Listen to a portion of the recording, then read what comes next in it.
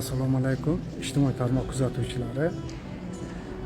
Buni sizlarga albatta ulashishim kerak va lozim deb bildim.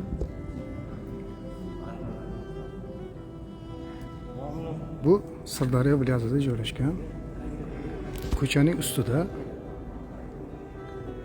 Abu Bakr Hazratlar nomlari bilan mashhur bo'lgan mana shu yilda qurib foydalanishga topshirilgan yangi masjid. Buni go'zalligini ta'riflamaslikda hech ham iloji yo'q. Juda ham baland. Juda ham yirik. Ajoyib qandillar. Ka'ba tarafida, qibla tarafida aniqrog'i ikkita Ka'ba pushdan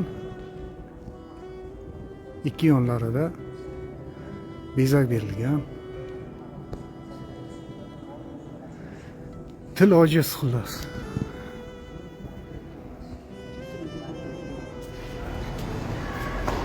Madinani mana xuddi ayvonlarini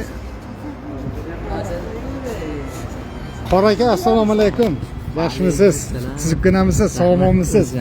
Prямой efir qilyotgandim. Men Samarqanddanman. Ismim Rustam. Birinchi marta kirishim. Qora akamiz o'zi namozni birga asrda birga o'qidik. O'zingiz yaxshimisiz? Ismingiz nima edi? Ismim Fozil. Fozil Qora aka. Sog'lom bo'ling. Kirganda Madinani o'ziga o'xshar ekan. Ha, alhamdulillah. Alloh rozi bo'lsin. Yaxshi kunlarga, to'y tomoshalarga nasib qilsin. Salomat bo'lasiz. Rahmat. Qora aka, sog' bo'ling. Xo'p. Mana shu kishi imomlari bo'ladilar.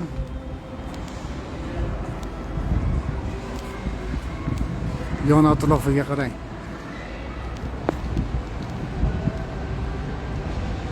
Yon atrofida shu Qur'ondan bitiklar yozilgan.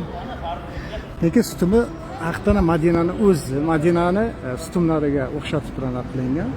Buni ko'pchilik borganlar bilishadi. Chunki xuddi ana shunaqa bundan yirik bo'lgan shamol bergichlari bor. Tashqarisi mana shuni appoq. Hozir tashqaridan ko'rsataman. Mana kechasi bir qiyomat ko'rinar ekan. Ana shu masjid. Buni Toshkentga qatnaydigan yo'lovchilarimiz juda yaxshi bilishadi. Yo'l yoqasida joylashgan Abu Bakr masjidlari. Assalomu alaykum.